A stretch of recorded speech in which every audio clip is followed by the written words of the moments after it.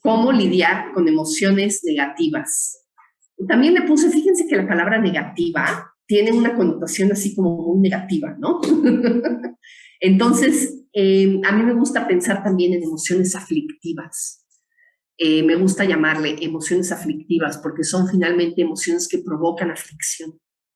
Y la palabra aflicción como que me conecta así con ese dolor que está asociado a este tipo de emociones de las que vamos a hablar el día de hoy, ¿sí? Entonces, bueno, pues, ¿qué vamos a ver el día de hoy? Primero vamos a ver qué tiene que ver el budismo con las emociones. ¿A qué viene, verdad? Que en un centro budista el día de hoy estemos hablando de emociones, por cómo se conectan con la práctica budista. Vamos a hablar ya, vamos a entrar a hablar de qué es una emoción, vamos un poquito a disectar esa palabra y a tratar de entender de qué se trata, desde la perspectiva, digamos, de su definición occidental y desde la perspectiva del budismo también, ¿no? Vamos a ver cuáles son las emociones aflictivas, particularmente desde la perspectiva del budismo, cuáles son las emociones que el budismo identifica como aflictivas y cómo surgen. Vamos a hablar también de que detrás de las emociones aflictivas hay sabiduría. Las emociones aflictivas vienen con un mensaje. Entonces vamos a ver qué tipo de mensaje es este. Y por último vamos a hablar de cómo transformar esas emociones aflictivas, como acabamos de hacer en la práctica de hoy, en la práctica de meditación. Vemos que podemos transformar nuestras emociones y esa es una de las grandes regalos, digamos, del budismo al mundo. Ese descubrimiento, podría decir yo, que tiene que ver con cómo transformar nuestras emociones. Entonces, bueno, vamos a empezar. ¿Qué tiene que ver el budismo con las emociones? Pues miren, no me gusta que aparezca eso porque entonces no se ve mi título. En fin, aquí abajo dice, ¿qué tiene que ver el budismo con las emociones? Entonces, bueno, pues el budismo, nosotros los budistas le llamamos el Dharma. El Dharma puede resumirse o puede entenderse esa palabra Dharma como las enseñanzas del Buda, el camino que trazó el Buda, que es un camino hacia la emancipación, hacia la liberación de la conciencia. Y tiene por objeto el Dharma conducirnos a la iluminación. Todo lo que el Buda enseñó, todo lo que el Buda dijo, tiene el objetivo de ayudarnos a acercarnos a lo que los budistas conocemos como la iluminación, la mente despierta, la mente que percibe las cosas tal y como son y que además está llena de compasión, ¿no? La mente sabia, la mente compasiva en su mayor extensión, ¿sí? A eso está destinado todas las enseñanzas budistas. Entonces, básicamente tiene que ver con transformar la totalidad de nuestro ser. Y déjenme leerles esta enseñanza budista, que es una enseñanza muy famosa, que muchos de ustedes conocen muy bien, que son las primeras frases, los primeros versos de un libro muy bonito budista que se llama el Dhammapada, que dice así, miren, vamos a leerlos juntos. Somos lo que pensamos. Todo lo que somos surge con nuestros pensamientos. Con nuestros pensamientos construimos el mundo. Fíjense qué fuerte es eso que dice. Con nuestros pensamientos construimos el mundo. Y después la frase que sigue. Habla y actúa con una mente impura y el sufrimiento te seguirá, como sigue la carreta al buey ensimismado. Y luego se repite la frase inicial. Somos lo que pensamos. Todo lo que somos surge con nuestros pensamientos. Con nuestros pensamientos construimos el mundo. Habla y actúa con una mente pura y la felicidad te seguirá como tu misma sombra inseparable. Fíjense qué hermosa enseñanza. Bueno, pues, ¿a qué viene que les traiga yo estas frases mágicas? Que la verdad es que nosotros como budistas muchas veces hasta nos las aprendemos de memoria, ¿verdad? ¿Vale? Seguro que te las sabes de memoria. Rodrigo, seguro que te la sabes de memoria, ¿verdad? ¿No? Ay, seguro que sí.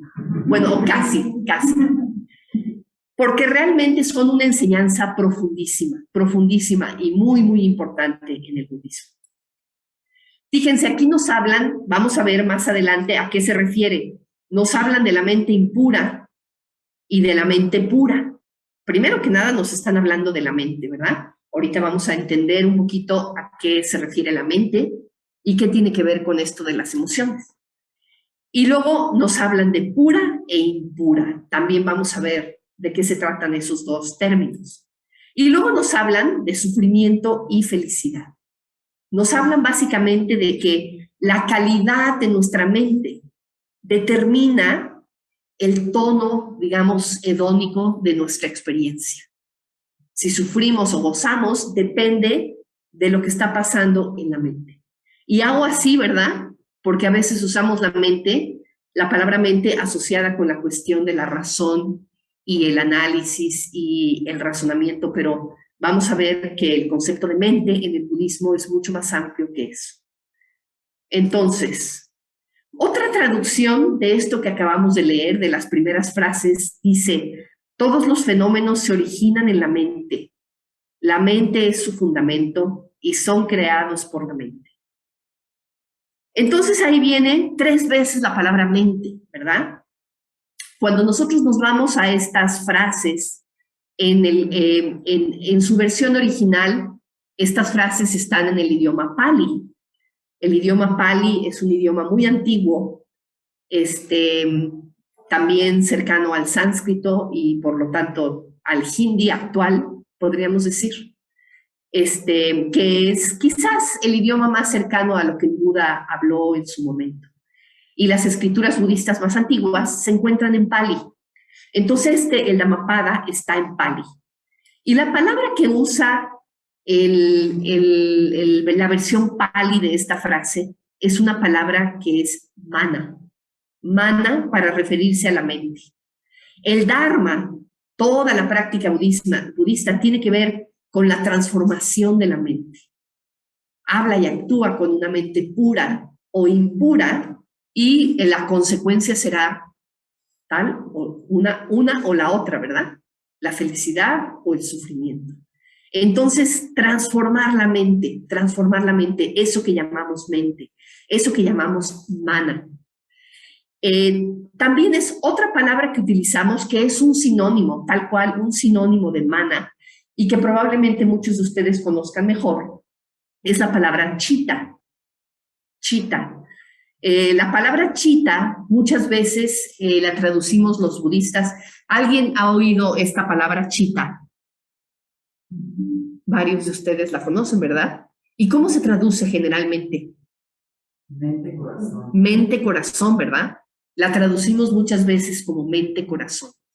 Digo, no tiene una traducción formal al español, pero lo que es muy importante es que nos demos cuenta que chitta incluye la razón, el intelecto, ¿no? Los pensamientos, nuestra capacidad analítica, nuestra capacidad de percepción racional, todo eso está incluido en esta palabra que llamamos chitta. Pero también las emociones, también nuestras respuestas volitivas, las respuestas del corazón, podríamos decir. Estoy poniendo la palabra emociones aquí, entre comillas, por una razón que ahorita vamos a ver más adelante, ¿sí? Pero entonces, chitta, toda la práctica budista tiene que ver con la transformación de chitta. ¿Cómo logramos que chitta se convierta en una mente-corazón más receptiva, más amable, más sabia, ¿no? Todo eso está encapsulado en el concepto de chitta. Entonces, lo que dicen estas palabras del Dhammapada, habla y actúa con una mente impura y el sufrimiento te seguirá como sigue la carreta al buey ensimismado. Lo que nos está diciendo es que la calidad de chitta, si chitta es pura o es impura, si es hábil o si es torpe, esto determinará el tono hedónico de la experiencia, es decir, si sufrimos o si gozamos, o qué tanto sufrimos o qué tanto gozamos, ¿no? Es bien profunda esta enseñanza y a veces no nos damos cuenta de las implicaciones que tiene, de las implicaciones tan profundas que tiene. Se dice fácil, ¿verdad? Y varios de nosotros hemos oído esta enseñanza miles de veces probablemente, ¿no? Pero luego no nos damos cuenta del fondo, el fondo que tiene, ¿sí? Entonces, la calidad de nuestra mente determina el tono hedónico de nuestra experiencia. Básicamente, si somos felices o si somos miserables, todo está en cómo respondemos racional y emocionalmente. Entonces, pues la respuesta a qué tiene que ver el budismo con las emociones, pues el budismo tiene que ver todo con las emociones. Toda la práctica budista tiene que ver con el trabajo que hacemos con nuestras propias emociones.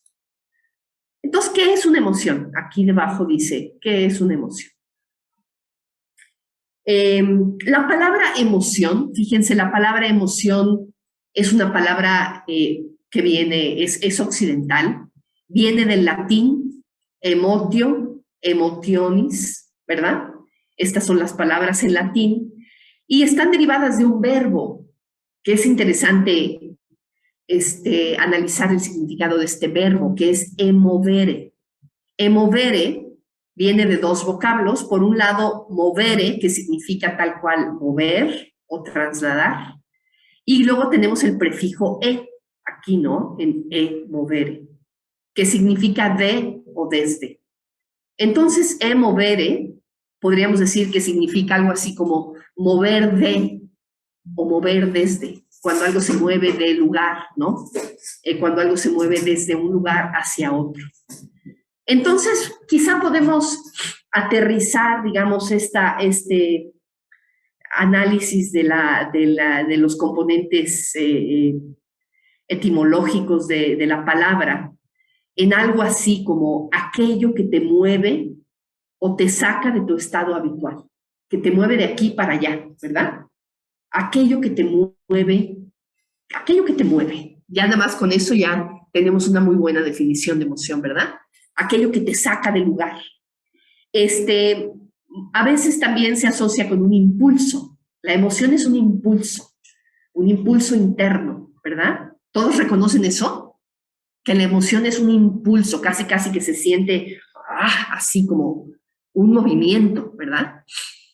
Un movimiento que induce a la acción. La emoción es energía que te anima a moverte, que te anima a hacer, que te impulsa a hacer, ¿sí? Aquí tenemos otra definición que viene más del campo de la psicología y de las neurociencias, que nos dice que la emoción, esta es una definición de emoción, que seguramente los psicólogos por ahí, Pablo, la reconocerás. A ver, ¿te gusta esa definición, Pablo? Dice, respuesta psicofisiológica compleja, que representa un modo de adaptación del individuo a ciertos estímulos, cuando éste percibe un objeto, persona, lugar, suceso o recuerdo importante. ¿Te parece buena definición? Sí, igual decir que un poco fría, pero... Un poco fría, ¿verdad? Tienes razón. Un poco fría, sí, como demasiado mecanicista, ¿verdad? Para la emoción, sí. Sí, exacto. Pero bueno, mira, una parte que me parece un poquito más cálida es esta parte de importante. Cuando vivimos algo que consideramos importante, que tiene significado para nosotros, ¿no? Ahí es donde se prenden las emociones, donde se activan. Y pueden ser a partir de un objeto, persona, lugar, suceso o recuerdo. Incluso puede ser algo externo, como estar viendo una persona o un objeto, o puede ser algo más interno, como por ejemplo un recuerdo. Como es clarísimo, ¿verdad? Cómo podemos experimentar emociones a través de los recuerdos, ¿verdad? Y lo que también me parece importante es que dice que es una respuesta. Y es una respuesta ante un estímulo. Yo creo que esos dos elementos son importantes en la respuesta. Hay un estímulo y hay una respuesta. Ahorita vamos a ver con más claridad qué tipo de estímulos llevan a estas respuestas, que son las emociones. pero ayuda, ¿verdad? Pensar en términos de qué es una respuesta, y por eso puse esta imagen del resorte, ¿verdad? Porque este es el estímulo, el resorte, y ¡pum! El brinco es la respuesta, ¿sí? Ese brinco es justamente la emoción. Entonces, entender qué significa una emoción, ¿verdad? Y aquí abajo dice, y en el budismo, y aquí dice psicología budista. Porque quiero platicarles de que el budismo es una tradición increíblemente amplia que tiene enseñanzas de muchísimos tipos.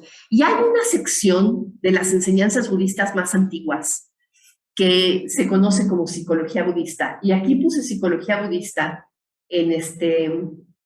entre comillas, porque obviamente la palabra psicología es una palabra moderna, es una palabra occidental, entonces es como ponerle encima la calcomanía de psicología budista al budismo, pues no necesariamente combina, ¿verdad?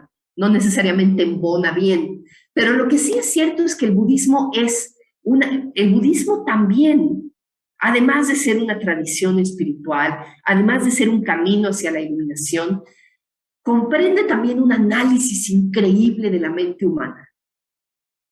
Las escrituras budistas y las enseñanzas budistas de alguna manera como que disectan la mente humana de una manera impresionante.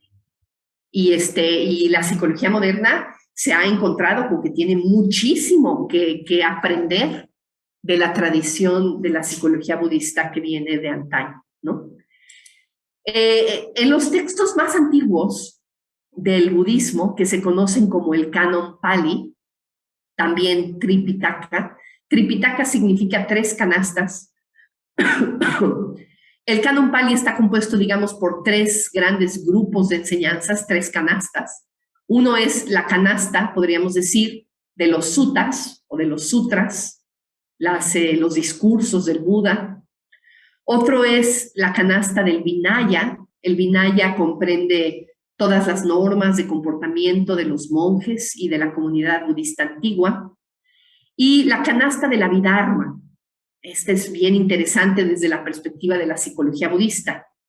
La canasta de la Abhidharma significa relacionado con el Dharma, o también puede significar el Dharma más elevado. Abhidharma. La canasta del Abhidharma está compuesta por 7 grandes libros que de alguna manera comprenden, es un compendio de un estudio muy detallado de la mente y de los eventos mentales. Estos pequeños momentitos, nuestra experiencia está constantemente formada, podríamos decir, dice el budismo, ¿no? Por pequeños eventos mentales, pequeños, podríamos decir, respuestas que vamos teniendo a los estímulos del exterior y del interior, ¿no? Esos pequeños eventos mentales que pueden presentarse varios simultáneamente son los que van componiendo la experiencia. Entonces, estos eventos mentales son, digamos, una especie de disección detallada de la mente humana y de cómo funciona y de cómo responde, ¿sí? Entonces, son 7 libros en donde hay toda una clasificación de los fenómenos que les llama dharmas con D minúscula. Con D minúscula, la palabra dharma significa algo así como las cosas, los fenómenos, eventos, ¿sí? Distingue diferentes elementos físicos y mentales, componen la existencia, dependiendo de... Ahí tenemos a alguien con el micrófono abierto, por favor, si lo pueden cerrar. Pueden ser, hay distintas versiones de la Abhidharma, ¿no? En alguna versión de la Abhidharma son 75, en otra versión de la Abhidharma son 170 eventos mentales, según de qué tradición se trata, ¿no? Es una sistematización de la terminología, o sea, se usan una serie de términos para nombrar a estos eventos mentales. Esos términos, hasta la fecha, los estudiosos del budismo los seguimos utilizando en el idioma Pali y seguimos tratando de entenderlos en términos de lo que significaban originalmente, ¿verdad?, en el idioma Pali y haciendo la traducción a nuestros idiomas occidentales actuales. Podemos decir que la Abhidharma es la ciencia de la mente, el análisis de los eventos mentales, y estos eventos mentales se les llama chaitas, ¿sí? Entonces, los eventos mentales que se llaman chaitas son los que componen a chita, que es la mente-corazón, ¿sí? La mente-corazón podríamos decir que simplemente es la conciencia y los elementos que componen a esa conciencia, el movimiento interior que se da en esa mente-corazón son los chaitas, ¿sí? Entonces, bueno, ¿para qué les estoy contando todo esto? Porque en el Abhidharma no hay, lo que dice aquí abajo, dice, en el Abhidharma no hay, ¿quién sabe qué dice? ¿Quieres bajar En el Abhidharma no hay ningún evento mental equivalente al concepto occidental de emoción. No, pero entonces me estorba aquí abajo. Bueno, lo puedo bajar y subir. No lo puedo bajar.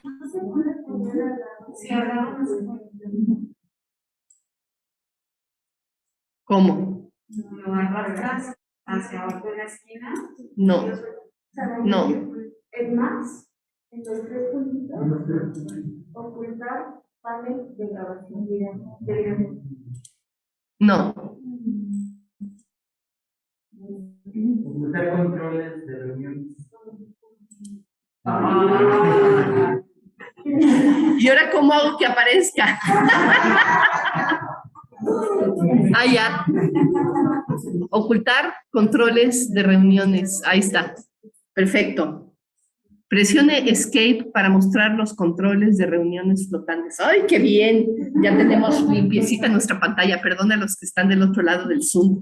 Es que estamos viendo cómo le hacemos para quitar unos elementos que vemos en nuestra pantalla. Bueno, regresando al punto.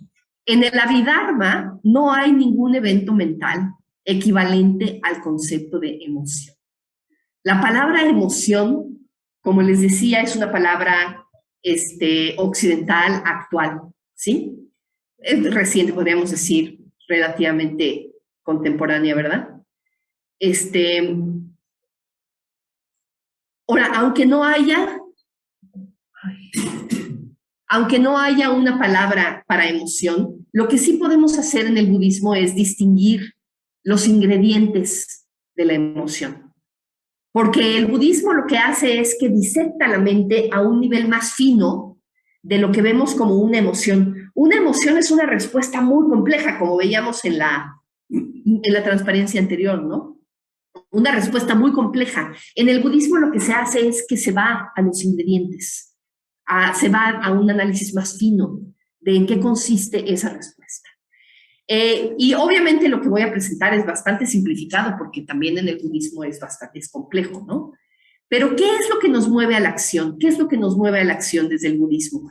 Primero que nada, hay un componente, uno de estos eventos mentales, chaita, que se llama Vedana. Vedana, es una palabra en Pali que se refiere a la sensación, digamos, la experiencia sensorial, táctil, o visual, o auditiva, o gustativa, o olfativa, ¿no? O incluso también se habla de que la mente es un sexto sentido en el budismo. Entonces, también tenemos experiencias sensoriales a través de la mente, ¿sí? Entonces, es la experiencia sensorial. Y no nada más la experiencia sensorial desnuda, sino asociada al tono sensorial que tiene. Si es agradable, si es desagradable, o si es neutra, ¿no? Esto es una experiencia pasiva, es algo que simplemente experimentamos, ¿no? Nosotros prendemos la velita y vemos la flama, ¿no? Y entonces hay un estímulo y nuestros ojos ven la flama. Eso es completamente pasivo, no estamos haciendo nada. Simplemente recibimos, ¿verdad? Recibimos la señal, podríamos decir, de la luz y entonces tenemos una experiencia visual que puede ser agradable, desagradable o neutra, según el momento. Yo ahorita veo esa flamita y, pues me parece agradable, ¿no? Tiene pues me parece atractiva, me parece bonita, ¿no? Entonces tiene también esa connotación de ser agradable, desagradable o neutra. Después, otro componente importante de la emoción es esto que en el budismo llamamos samya. Samya se refiere al discernimiento, se refiere a la percepción, el aspecto cognitivo de interpretación, podríamos decir, la función conceptual, la función del análisis más racional, de pensamiento, que está asociado a la velita, ¿no? Por ejemplo, yo veo, que está asociado a la experiencia sensorial. Yo veo la velita y me parece bonita, ¿no? Pero además inmediatamente hago una conexión en mi mente, eso está caliente. Aunque no lo esté experimentando, lo sé, ¿verdad? Lo sé por experiencia previa. Entonces interpreto inmediatamente, le pongo el nombre, ¿verdad? Le pongo un nombre, flama, y además interpreto de qué se trata. Pues es un proceso de combustión que está dándose con la parafina. En fin, hay toda una percepción muy veloz, no necesita ser una cosa muy desglosadita, ¿no? Muy rápidamente sabes de qué se trata y le asocias una serie de características. Y después viene samskara, la abolición. Esta es la parte que tiene más que ver con la emoción. Ahí es donde empieza a actuar el aspecto emocional.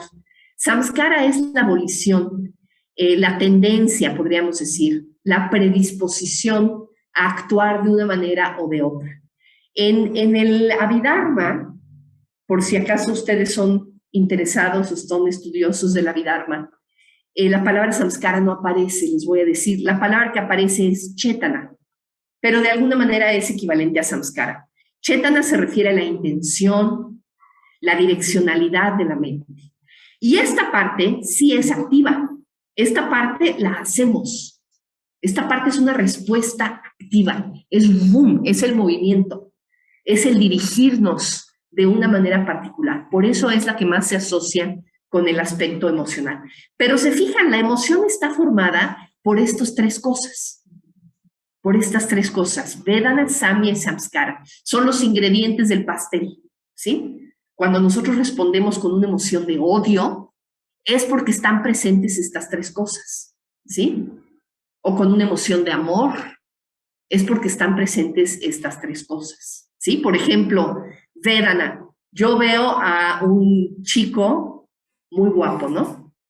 Entonces, de entrada, me parece, visualmente, experimento una sensación que me parece agradable, ¿verdad? Una imagen de una persona que encuentro atractiva, me parece agradable. Después, samya. Samya, ahí viene una interpretación más allá de que, pues me cae bien, es buena onda, ¿no? Es súper simpático, es atractivo, es agradable, es bien carismático, es bien inteligente. Ya todo eso viene a una percepción más fina. Samskara, ¿cuál es samskara en este caso? Lo quiero para mí. Lo quiero para mí. Y dependiendo de qué cualidad tenga ese samskara, se puede convertir en una emoción hábil, por ejemplo, como el amor o la compasión, o puede ser una emoción aflictiva, que es, por ejemplo, el apego, el aferre, la necesidad, la obsesión, ¿no? Que sabemos que puede suceder en esas situaciones, ¿no? Entonces, bueno, ahí tenemos esos elementos en la emoción que surge en esa situación. Entonces, sensación, cognición y volición es justamente lo que llamamos chitta. Es justamente esta mente-corazón. La mente-corazón está compuesta de esas tres funciones, podríamos decir, ¿sí? Ahora, es muy importante darnos cuenta en el budismo que las emociones son karma. La palabra karma significa acción en el budismo. Y el karma es todas aquellas acciones que provienen desde la voluntad, ¿sí? El karma involucra a la voluntad y son estas emociones que podríamos decir que dejan huella. El karma, a veces hablamos del karma como aquello que deja una huella en la conciencia. Deja una huella en el exterior, por supuesto, en el momento en el que actuamos. Tienes un efecto en el exterior, pero también tienes un efecto en tu propia conciencia. De tal manera que mientras más repetimos una acción, más profunda es la huella. Mientras más repetimos una acción, por ejemplo, de ira, cada vez que me tocan el claxon me enojo, cada vez que me tocan el claxon me enojo, y cada vez que repito y repito esa acción, voy profundizando esa huella. Por eso puse esta imagen de cómo en el lodo pasa un coche y va dejando un surco. Y mientras más pasa por ese mismo surco, ese surco se va haciendo cada vez más profundo. Pues lo mismo pasa con nuestra mente, ¿no? Mientras más recorremos el mismo caminito, pues más frecuente se va haciendo esa respuesta en nuestra vida, ¿sí? Entonces, a eso me refiero con que las emociones, a pesar de que no son, digamos, aparentemente las estamos viviendo aquí adentro, ¿verdad? En la intimidad de nuestro corazón, la realidad es que no las vivimos nada más aquí adentro, se traducen en acción, ¿sí? Son de alguna manera acción, ¿no? Entonces, por eso es que generan karma, generan una huella. De hecho, la ley del karma la encontramos en estas frases que vimos al inicio de la plática, que decían: actúa con una mente impura y el sufrimiento te seguirá, como sigue la carreta al buey ensimismado, ¿no? Actúa con una mente pura y la felicidad te seguirá, como tu misma sombra inseparable. Entonces, aquí tenemos justamente la ley del karma, ¿verdad? Siempre que actúes de cierta manera vas a obtener tal respuesta.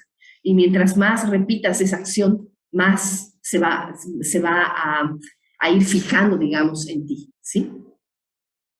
Déjenme quitarme el suéter porque ya me dio calor, ¿no? ¿Alguna duda hasta aquí o algún comentario? ¿No? ¿Todo muy claro? Bueno, seguimos desmenuzando el tema de las emociones, ¿verdad?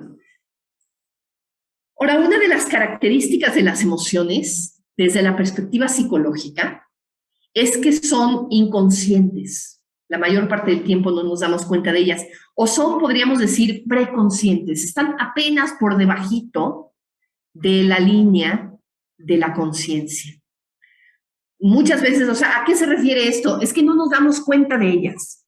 No nos damos cuenta que estamos respondiendo, por ejemplo, con enojo. Simplemente ya nos subimos al carro del enojo sin darnos cuenta, ya estamos ahí, ¿no? Es inconsciente el proceso que nos lleva a esa respuesta. Y muchas veces ni siquiera estamos tan conscientes de que estamos experimentando. ¿No les ha pasado que hay veces que te dicen: ¿y por qué estás tan enojada? Y yo, pues no estoy enojada. O sea, no te das cuenta que estás enojada.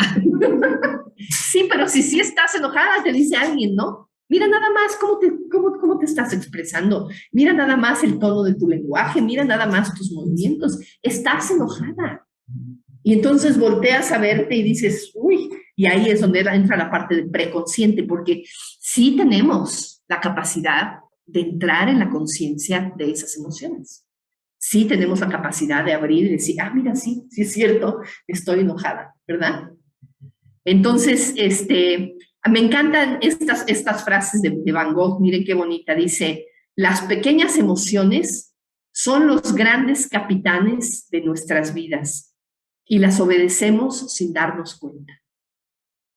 O sea, pareciera que son chiquitas, ¿verdad? Pareciera que son inofensivas, pero de alguna manera dirigen nuestra vida y la dirigen sin que nos demos cuenta, las obedecemos sin que nos demos cuenta, ¿no? En el budismo no se habla tanto de que sean conscientes o inconscientes, sino más bien se habla de que son respuestas habituales. Muchas de nuestras emociones son respuestas habituales, tan habituales que apenas nos damos cuenta de cómo surgen y que apenas nos damos cuenta de que efectivamente las expresamos, ¿no? Son un hábito ya muy, muy profundo. Entonces tenemos este caminito, ¿verdad? La sensación, la cognición y la volición. Entonces, una cosa en la que quiero hacer énfasis es en que la sensación es completamente pasiva. No hay nada que podamos hacer, simplemente percibimos la sensación, ¿no? La parte de la cognición tiene un elemento pasivo y tiene también un elemento activo. El elemento pasivo es que pues, no podemos evitar simplemente ponerle un nombre a la sensación, a la experiencia, identificarla, ¿verdad? Pero ya la historia que te cuentas en torno a esa experiencia ya es activa, ¿no? Entonces sí tenemos ahí un elemento más allá, ¿no? Y después la abolición. La abolición, esta es la respuesta. Podríamos decir que estos dos son el estímulo y la respuesta, esta parte es activa. Esta parte involucra la voluntad. Respondemos porque queremos responder así. Queremos responder así. Y es a veces, es bien duro darte cuenta, que las emociones sí involucran a la voluntad. No somos víctimas de las emociones. Respondemos así porque queremos responder así. Muchas veces no es que queramos responder así en ese momento, sino que muchas otras veces hemos respondido así de tal manera que ya se generó un hábito en nuestra respuesta emocional y es súper difícil salirte de ese hábito. Pero ese hábito se generó a partir de una respuesta volitiva, de una respuesta que involucra una acción, es activa, ¿sí? En el budismo, nuestras sensaciones y las reacciones emocionales habituales pueden entrar en dos categorías, y esto es bien interesante, fíjense. Cuando tenemos sensaciones, y vámonos de regreso a Vedana. Vedana, que son las experiencias sensoriales. Pueden ser agradables o desagradables. Las agradables pues, son físicamente, ¿no? Sensorialmente, cómodas, ricas, ¿no? Mientras que las respuestas desagradables pues son incómodas, son incluso pueden llegar a ser hasta dolorosas, ¿no? Cuando tenemos respuestas agradables, ¿qué pasa? ¿Cuál es nuestra respuesta volitiva inmediata? Pues que quiero más, ¿no? Que me quiero agarrar de esa sensación, quiero que permanezca. Entonces ahí vienen respuestas como ganas, antojo, avaricia, sed, deseo, apego, avidez, codicia, todas esas emociones que tienen que ver con querer poseer, querer sostener, querer que se mantenga ahí una experiencia que nos da placer, que nos gusta, ¿sí? Mientras que cuando tenemos las otras experiencias desagradables, nuestra respuesta inmediata es de irritación, de enojo, cuando es muy intensa incluso odio, disgusto, malevolencia, rechazo, aversión. Toda esa otra familia de experiencias que tienen que ver con decir, no, no quiero esto, que se vaya, ¿no? Pues esas dos respuestas las encontramos en un símbolo muy hermoso que conocemos como la rueda de la vida. La rueda de la vida, aquí en el centro, tiene tres animalitos. Estos tres animalitos, que son estos, un gallo, una serpiente y un cochinito, que se están mordiendo la cola el uno al otro y que a partir, esto genera como una especie de movimiento, ¿verdad? Esto es lo que está haciendo que la rueda de la vida, la rueda del samsara, la rueda de la vida aflictiva, podríamos decir, la vida no iluminada, la experiencia de la mente no iluminada, lo que la mantiene girando, lo que la mantiene viva, son estas tres fuerzas que se refieren, por un lado, a la codicia o la avidez, que está representada por el gallito, la aversión o el odio, que está representada por la serpiente, y el cochinito, que se refiere a la ignorancia. Entonces, de hecho, estas tres emociones básicas, emociones aflictivas, emociones negativas básicas, se conocen como las tres raíces del mal o los tres venenos. Entonces, tienen un nombre muy fuerte, ¿verdad? Los tres venenos. Todo el mal, toda la aflicción, toda la negatividad viene de esos tres. Son ramificaciones, reproducciones hacia afuera de esas tres emociones básicas negativas, ¿sí? Todas las emociones aflictivas, como decíamos hace ratito, son karma, porque involucran a la voluntad y dejan huella. Mientras más las repetimos, más profundas es esa huella. Y las emociones de la familia gallo, que son todas esas emociones de querer poseer, ¿verdad? De querer retener. Y por otro lado, las emociones de la familia serpiente, que son todas las emociones que tienen que ver con rechazar, con salir corriendo para el otro lado. Todas esas emociones generan sufrimiento, generan dolor, generan lo que en el budismo conocemos como dukkha. No son emociones conducentes a un crecimiento y expansión de la conciencia, ni a un verdadero disfrute de la vida. Entonces son emociones que una vez que las ubiquemos y que las detectemos, querríamos, ¿verdad?, poder transformarlas. Querríamos poder hacer algo al respecto de ellas para poder movernos en una dirección distinta, porque nos van a llevar al sufrimiento. Y bueno, ¿y qué pasa con el cochinito? Ya hablamos de la... Pobrecito, miren, no se nos había olvidado. Qué risa les da el cochinito, ¿eh? Ya hablamos de la serpiente y el gallo, pero ¿cuáles son las emociones, podríamos decirlo entre comillas, emociones, ¿verdad?, de la familia cochinito? Pues básicamente ahí entran la ignorancia, la confusión, la inconsciencia. Muchas veces esta ignorancia o confusión se le conoce también como, es casi como estar borracho, como se parece a las acciones de cuando uno está embriagado y no ves nada y no entiendes nada y actúas así como que al chilazo, ¿no? Torpemente, ¿no? Como parecido al efecto de la embriaguez. Terquedad y falta de voluntad para comprender. Es una terquedad en ese sentido, es una emoción que se lleva a cabo desde la voluntad. No es nada más una especie de inconsciencia pasiva. Es una emoción de no querer ver, de no querer comprender. Entonces el cochinito está en la base de las emociones de la familia gallo y de la familia serpiente. Respondemos con avidez y respondemos con rechazo, aversión, porque no entendemos básicamente, porque no entendemos nada. Y ese es el cochinito que está ahí debajo, ¿sí? Ahora, ya para irnos a ver a las emociones negativas que se reconocen en el Abhidharma y que tienen que ver justamente con gallo, serpiente y cochinito. El Abhidharma, en el budismo, reconoce 6 grandes emociones negativas básicas, que se conocen como las mula kleshas. La palabra mula significa raíz, radicular, lo que está en el fondo, digamos, y la palabra klesha justamente se refiere a las emociones aflictivas. La palabra klesha muchas veces se traduce como pasiones que corrompen o pasiones que atormentan, ¿sí? Y estas son las 6 que se reconocen en el Abhidharma. Miren que estas son de las, no nada más tenemos a las, de hecho las podemos agrupar en las 3 raíces del mal, ¿verdad? Las podemos agrupar en la familia serpiente, cochinito o gallo. El apego, por supuesto, familia gallo. La ira, familia serpiente. La ignorancia o falta de conciencia, que es claramente familia cochinito.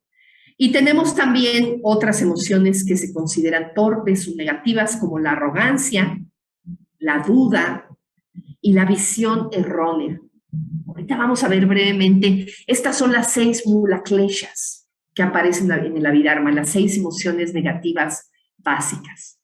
El apego o la codicia, claramente es familia gallo, es la intención de poseer cualquier objeto agradable, que puede ser un objeto interno o externo, en una búsqueda de placer.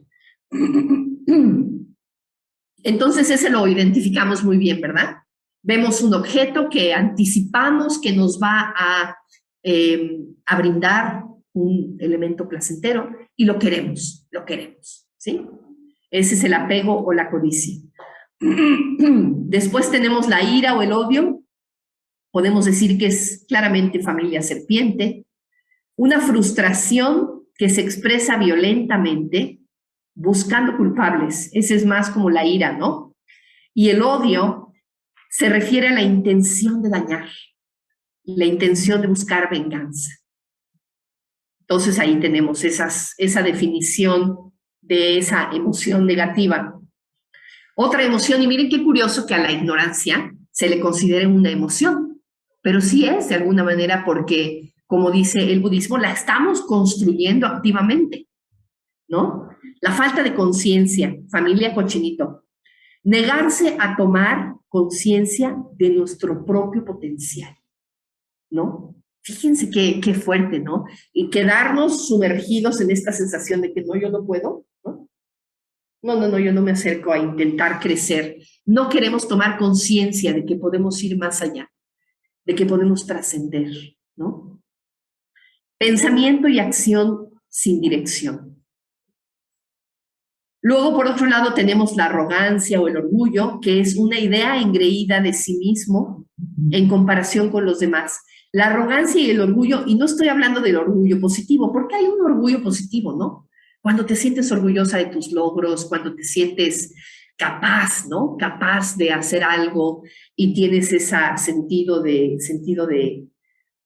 tus cualidades, ¿no? No es ese orgullo positivo, sino más como un orgullo de sentirte superior, como de sentirte orgullosa de esa manera, ¿no? Arrogante, me gusta, creo que la palabra arrogancia lo encierra mejor. Una idea engreída de uno misma comparada con los demás, te comparas con otros y te pones por encima, ¿no? Insistes en obtener reconocimiento, te deleitas en saber que eres mejor de los que otros, ¿no? Entonces tiene que ver con la comparación, es particularmente la comparación cuando uno queda por encima, pero les voy a decir, cuando te comparas con otras personas y quedas por debajo, es también arrogancia invertida, ¿eh? Les voy a decir, la arrogancia invertida que tiene que ver con esa inseguridad, con ese sentido de falta de confianza, de falta de autoestima, es finalmente arrogancia invertida, ¿sí? Después tenemos la duda o la indecisión, que también se consideran aquí una emoción. Es la incapacidad emocional para decidirse en un sentido u otro. Falta de disposición para tomar una decisión. De manera subyacente, lo que hay es confusión, ¿no? Entonces es esta especie como de parálisis. No estamos hablando aquí de nuevo de la duda sana, porque hay una duda sana, ¿verdad? Que tiene que ver con querer investigar, con querer ir más allá, con preguntarse cosas, con no saber y querer saber. No, esta duda tiene que ver con no saber y no querer saber. O sea, te estás ahí paralizado en que no sabes ni para dónde, ¿no? Entonces esta duda es también una... puede estar asociada, por ejemplo, al miedo. Es curioso porque como en estas 6 mula kleshas no aparece el miedo, ¿verdad? Pero bueno, de alguna manera esta duda y la indecisión está asociada al miedo. El miedo es una experiencia quizá emocionalmente más compleja que estas, ¿no? Visión errónea. La visión errónea es una perspectiva limitada de la existencia, pero no nada más es que tienes la perspectiva limitada de la existencia, sino que estás apegada de manera obstinada a esos puntos de vista, ¿no? Tienes puntos de vista equivocados sobre la existencia y estás ahí aferrada, necia, ¿no? De que así es. Esa emoción es también una, como es una forma de apego, ¿verdad? ¿A qué familia pertenece? A la familia Gallo, claro, sí, la visión errónea pertenece a la familia Gallo. Bueno, vamos a ver si así la puse en mi imagen de más adelante, o si no. Ah, miren, sí la puse en la familia Gallo.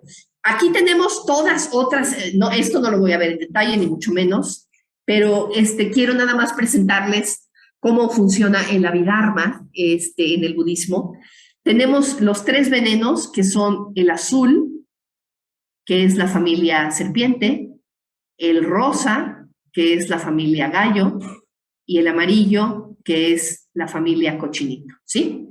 Las 6 mula kleshas están asociadas, las 6 emociones negativas básicas, que son estas que están aquí, están asociadas, ¿verdad?, a gallo, serpiente y cochinito. Entonces aquí tenemos a la arrogancia y a la ira, que son familia serpiente, a la duda y la ignorancia, que son familia cochinito, y a la visión errónea y al apego, que son familia gallo.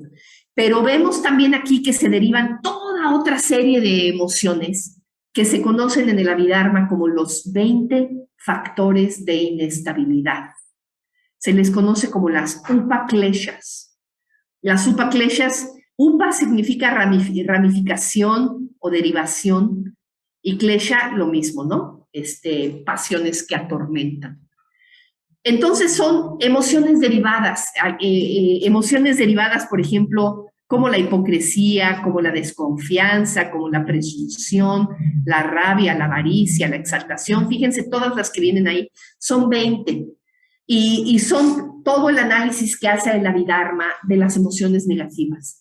Estas no son las emociones negativas raíz, pero son todas las derivadas, ¿no? Que están asociadas a esas seis iniciales, o a esas incluso 3 iniciales. Toda esa es la gama de emociones negativas que se reconocen en el budismo y que podemos experimentar, ¿no? Obviamente se las presento muy en términos generales para que vean que todo el análisis que hace el budismo de la mente y de las emociones, que es bien interesante, ¿no? Pero bueno, me quiero salir de ese tema y más que nada hablarles de la sabiduría que hay detrás de las emociones aflictivas, ¿no? Como les decía yo, tenemos esta ley del karma: actúa con una mente impura y vas a tener tal resultado. Actúa con una mente pura y vas a obtener tal otro resultado. ¿A qué se refiere mente pura y mente impura? Podríamos decir la mente impura es la mente egocentrista, la mente que está contaminada. Por eso sí me parece que es bonita la palabra puro e impuro, ¿verdad?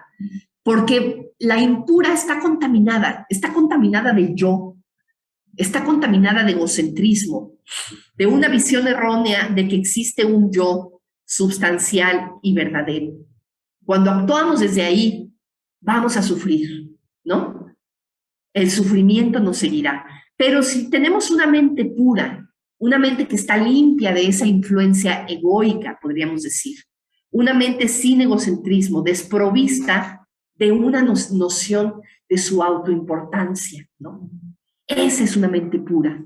Y siempre que actuemos con una mente pura, la felicidad nos seguirá como nuestra propia sombra inseparable.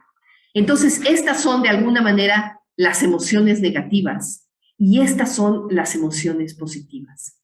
Las emociones negativas implican actuar con una mente impura y ocasionan sufrimiento. Por eso es que queremos poder transformarlas, porque nos hacen sufrir. Nos hacen sufrir a nosotros mismos y a otros, ¿no? Son un mensajero, fíjense, por eso decía yo de la sabiduría detrás de la emoción. Son un mensajero de algo importante que está pasando. El sufrimiento, cuando sufrimos, muchas veces es una señal de alerta, es un foco rojo que nos dice: estoy experimentando una emoción aflictiva. Siempre que se encuentren sufriendo, siempre que se encuentren pasándola mal, volteen para adentro y vean qué emoción estoy experimentando. Y se van a encontrar que están experimentando una emoción aflictiva. Es decir, estamos actuando con una mente impura, ¿sí? Esa es la sabiduría que está detrás de la emoción. Siempre que nos encontremos con una experiencia de sufrimiento, vámonos para atrás, vámonos para atrás. ¿Y qué hay? Vamos a encontrar con que hay una emoción aflictiva, ¿sí? Hay una emoción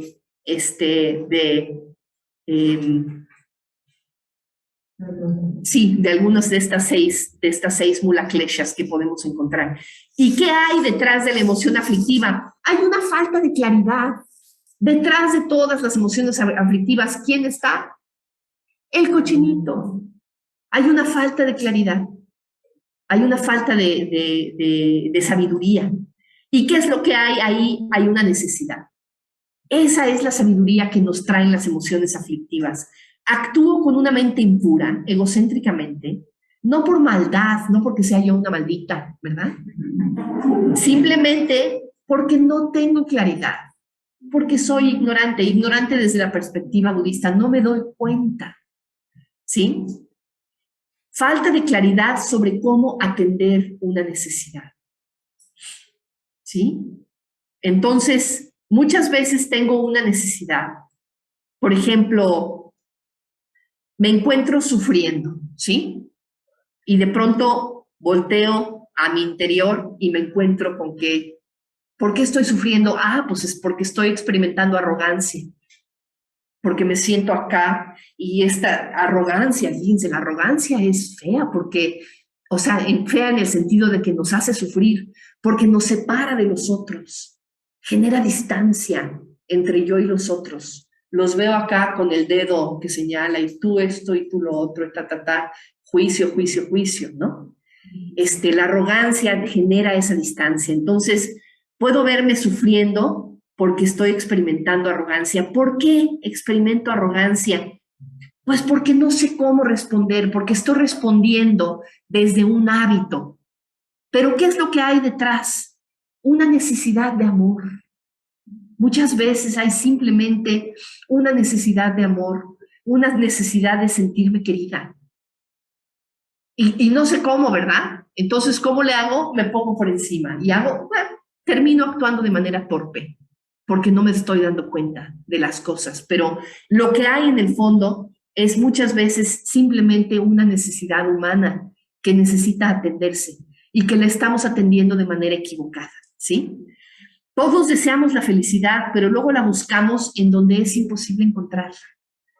Si sufro, muchas veces es porque estoy buscando la felicidad en donde no es posible encontrarla. Y todo esto tiene que ver con nuestra respuesta emocional, ¿no? Todo eso está detrás. Ahora, ¿cómo transformar las emociones aflictivas? Ya voy terminando, ¿eh? Cuando tenemos un estímulo sensorial, tenemos dos posibilidades. Actuar como en lo habitual, en automático, esa es la respuesta reactiva, o actuar de manera creativa, de manera hábil, con positividad, con conexión. El hecho de que involucran a la voluntad las emociones implica que las podemos cultivar. Podemos sentarnos a hacer lo que acabamos de hacer ahorita con la meta Bhavna y activar voluntariamente la respuesta positiva. Eso lo podemos hacer. Eso es algo que yo siento que el Buda descubrió y que nos dio un regalo maravilloso. Esta idea de que nos podemos sentar y a fuerza, digo no fuerza, no quiero usar la palabra fuerza, adrede, propositivamente, podemos sentarnos a crear positividad, a sacarla del fondo de nuestro ser. Sí, quiero conexión, quiero amar y hacerlo. Y a partir de hacerlo, convertirlo en una realidad cada vez más tangible en nuestras vidas, ¿no? Entonces, esta parte de la sensación, pues esa es pasiva, no podemos hacer nada al respecto, pero podemos tener una cuestión activa, ¿no? Estaba yo pensando en un ejemplo. Por ejemplo, imagínense que yo voy por aquí y veo que de pronto veo a mi hermana pasar por ahí y trae mi chamarra que más me gusta, ¿no? Entonces tengo la experiencia visual de mi hermana con mi chamarra puesta. Y de entrada es un estímulo que me parece desagradable. ¿Por qué? Porque me cuento la historia de que esa chamarra es mía y de que ella no tiene derecho a ponérsela. Entonces, ¿cuál es mi respuesta activa? Es que me enojo y le digo, quítate mi chamarra, ¿no? Pero podemos hacer algo distinto. Podemos encontrar la sensación, veo a mi hermana con mi chamarra puesta, siento el pellizco en la panza, ¿no? Pero ¿qué hago? Me cuento otra historia y esa historia puede ser activa. ¿Qué historia me puedo contar? Qué bien se le ve la chamarra a mi hermana Pilar. Mira qué guapa se ve, ¿no? Y entonces la abolición es distinta, es te presto mi chamarra, llégale. Llévatela al cine con tu novio nuevo, ¿no? ¿Qué sé yo? Y fíjense cómo podemos transformar la emoción desde una emoción de avidez, de deseo, de enganche, a una emoción de generosidad, simplemente a partir de contarnos una historia distinta y querer hacerlo. Ahí está la parte activa, ¿no? Entonces, la idea es cachar a tiempo las emociones aflictivas. Tomar conciencia primero de la sensación. Por eso es que en el budismo muchas veces nos sentamos a tomar conciencia de nuestras sensaciones y practicamos eso. Practicamos conscientemente ¿Cómo se siente este vientecito? ¿Cómo se siente estos sonidos? ¿Cómo se siente esta respiración? ¿Cómo se siente este cuerpo? Cultivamos activamente hacernos sensibles a las sensaciones. A partir de que nos hacemos sensibles a las sensaciones, después también podamos notar la historia que nos contamos. Que esta historia que nos contamos, que ocurre casi imperceptiblemente en la mente, ¡pum!, como pensamientos fugaces. En la medida en que nos sentamos a cultivar la meditación y la atención plena, nos damos cuenta de esos pensamientos fugaces. Uy, mira, me acaba de pasar ese pensamiento de que qué feo se le ve ese suéter a fulana, ¿no? Qué sé yo. Pensamientos fugaces que tienen que ver con percepciones, con evaluaciones, con juicios, que están ocurriendo a una velocidad increíble en la mente, ¿no? Si nos acostumbramos a verlos y a cacharlos a tiempo, ahí está el ingrediente de la emoción. Y por último, en la medida en que tomamos conciencia de la sensación y de la historia que me cuento, puedo desarmar el samskara, puedo desmantelar, digamos, esa fuerza que genera la emoción. Si me doy cuenta de cómo estoy percibiendo y qué estoy pensando y decido cambiar, entonces solita la emoción se desinfla. La emoción negativa se desinfla y lejos de crear emociones negativas, puedo aprender activamente a crear emociones sublimes, emociones nobles, que son justo el opuesto de lo que tenemos aquí. Tranquilidad, contento, generosidad, ¿no? Es el opuesto justo del apego y la codicia. Puedo aprender a generar paciencia, amor, compasión, que son el opuesto de la ira o el odio. El opuesto de la ignorancia y la falta de conciencia es justamente la conciencia, la claridad, ¿no? El estado de alerta, el estado de atención, ¿no? La humildad, la determinación y la sabiduría. Son emociones positivas que puedo aprender a cultivar. ¿Y cómo se cultivan? Pues justamente a partir de ejercicios como el que hicimos hoy con la meditación, ¿no? Sentarnos a dirigir la intención activamente, de cierta forma, y practicar hacer eso en nuestras vidas. Esa es la manera de lidiar con las emociones negativas y transformarlas en respuestas creativas, positivas, nobles. Pues muchas gracias, ya se me fue mucho el tiempo. ¿Qué hacer cuando no cachamos la emoción a tiempo? Cuando ya surgió, ya está el samskara ahí, Ajá. no pudimos romperlo previamente. ¿Qué puede hacer uno ahí cuando ya te cachaste así, ya estás súper enojado? Pues en el momento en el que te cachas, bueno, cuando no te cachas, pues entonces te vas, ahora sí, como voy a decir un dicho que me da mucha risa, como gorda en tobogán, dice, ¿no? Si no te cachas, te vas en el tobogán, ¿no? Pero si sí te cachas en el momento en el que estás a la mitad de la emoción, la sola conciencia, Claudio, hace una diferencia increíble. El simple hecho de que tomas conciencia, hay veces que tomas conciencia y estás gritándole a alguien, ¡ay, esto que lo otro! Y de pronto empiezas a tomar conciencia de que estás gritando, de que estás diciéndole, y solito empiezas. Y empiezas a sentir, híjole, qué oso, ¿no? Qué oso. Solito tomas conciencia y solito se desinfla. Entonces, la toma de conciencia en sí misma es la mejor medicina.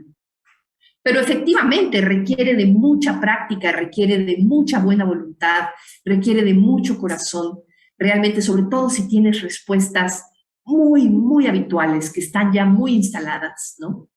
Es bien difícil cambiarlas, bien difícil cambiarlas. Y pueden ser respuestas que aparentemente son tan inocuas, como ir en el coche dando de gritos, ¿no? O sea, no sé si sea el hábito de algunos de ustedes, pero vas en el coche y vas tú solita, ¿no? Entonces realmente aparentemente no le estás haciendo daño a nadie, ¿verdad?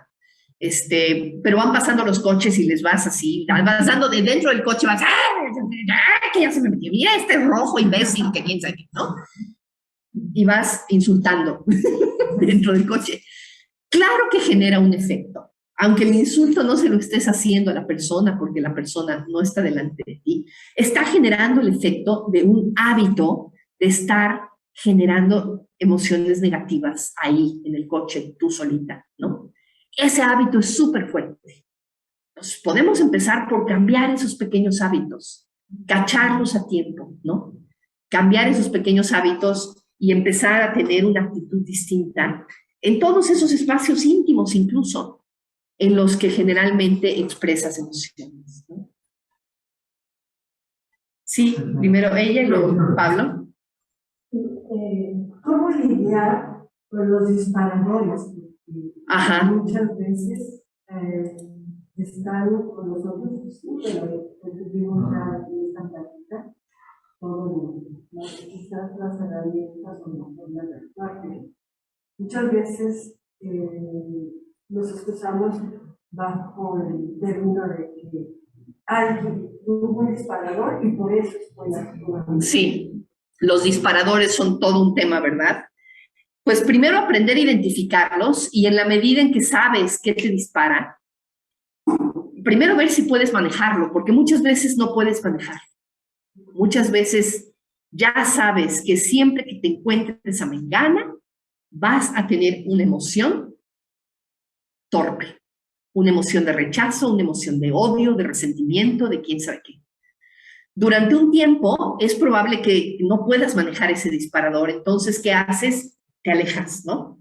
Dar un paso atrás. Dar un paso atrás puede ser muy hábil en un momento dado, ¿no? Siempre que me encuentro a fulano, se me reaviva el resentimiento, pues mira, por un tiempo no lo voy a ver. Y es algo que hacemos, ¿verdad?, en nuestras vidas. Por un tiempo te cortas, te cancelas de ese estímulo, porque no puedes manejar ese disparador.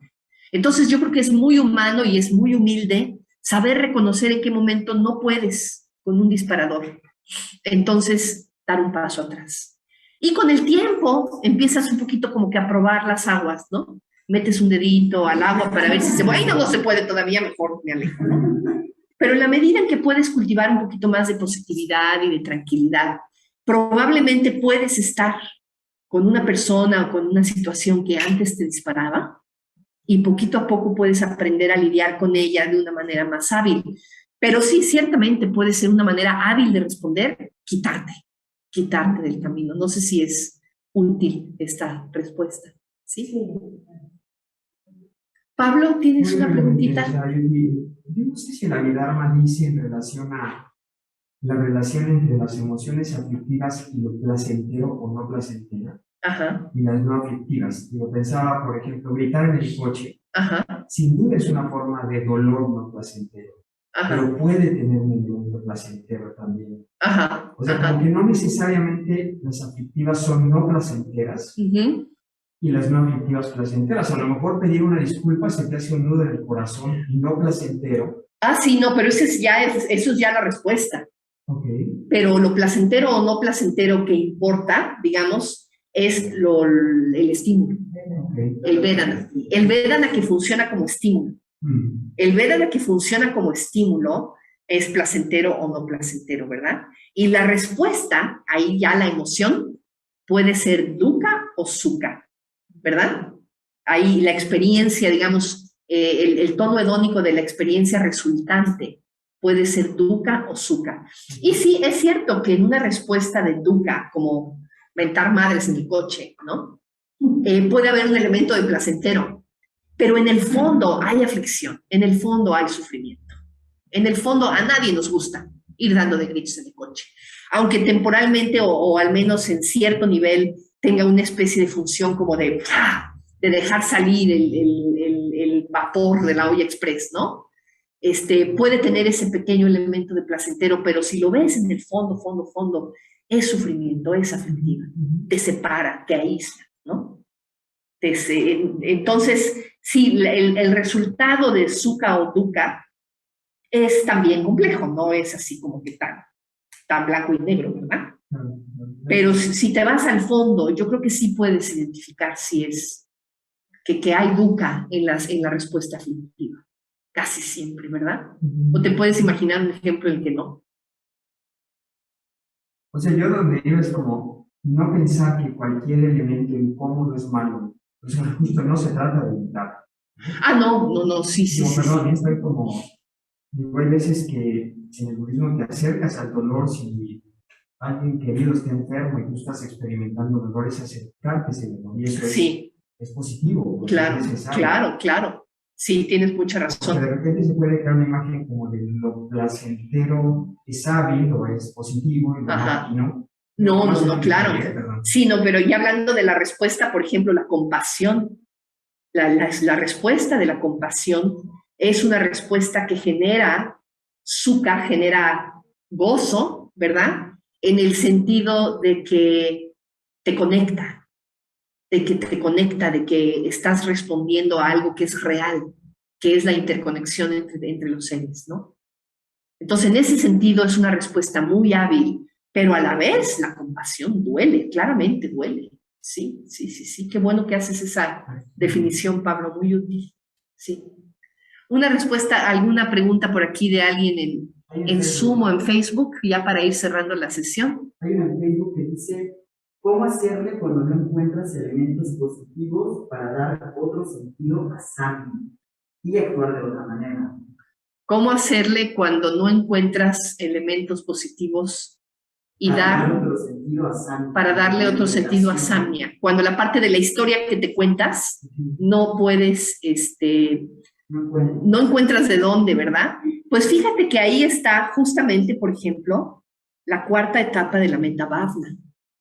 En la cuarta etapa de la Metta Bhavana justamente tienes una persona que te cae mal. O sea, tienes un Vedana desagradable, ¿no? Tienes Samya desagradable también, ¿no? Samya, que te cuentas la historia de que este cuate es un desastre y mira nada más todo lo que me hizo, ¿no? Y ahí no encuentras inicialmente, en la historia que te cuentas, no encuentras elementos positivos. La persona, ras, se te atraviesa, pero tienes el samskara. El samskara es la parte volitiva que tú puedes echar a andar y decir, mira, no importa que me caiga mal, no importa que me parezca feo, no importa que me parezca desagradable, no importa que me hizo y me deshizo y que toda la historia horrible que me cuento, voy a decirle, quiero que estés bien, ¿no? Y a partir de que el samskara se activa, te puedes empezar a contar otra historia, también a voluntad. Y es lo que hacemos en la Metta Bhavana cuando repetimos las frases. Que estés bien, que seas feliz, que no sufras, ¿no? El estar repitiéndote esas frases es crear samya, que cambia la historia, ¿no? Es crear pensamiento hábil. El pensamiento activa la emoción, ¿no? Se conecta con la emoción, no están desvinculados, ¿verdad? Entonces puedes también, sobre todo lo que es muy importante es notar, ¿verdad? Híjole, por más que le haga, aquí estoy contándome una historia negativa y no encuentro elementos para contarme una historia positiva. Entonces, la mejor cosa que puedes hacer es soltar la historia negativa y activamente empezar a usar frases, deseos, cosas que activen un deseo hacia la positividad de la otra persona, ¿sí? A pesar de la historia negativa, no simplemente desengánchate de la historia negativa, aunque ahí esté, aunque sea objetiva, aunque de verdad sea una persona que te hizo daño, ¿no? Desengánchate de esa historia y voluntariamente activa un deseo de que esté bien. Ahora, ese deseo, si efectivamente es una persona que ha sido dolorosa para ti, desengánchate y sí, aléjate, como decíamos, ¿no? Aléjate del disparador. No implica que tenemos la capacidad de ser todo amor, ¿no? Pues a veces que no tenemos esa capacidad y también hay que ser objetivos hasta dónde puedo, ¿no? Bueno, pues ahí dejamos la sesión de hoy. Les quiero recordar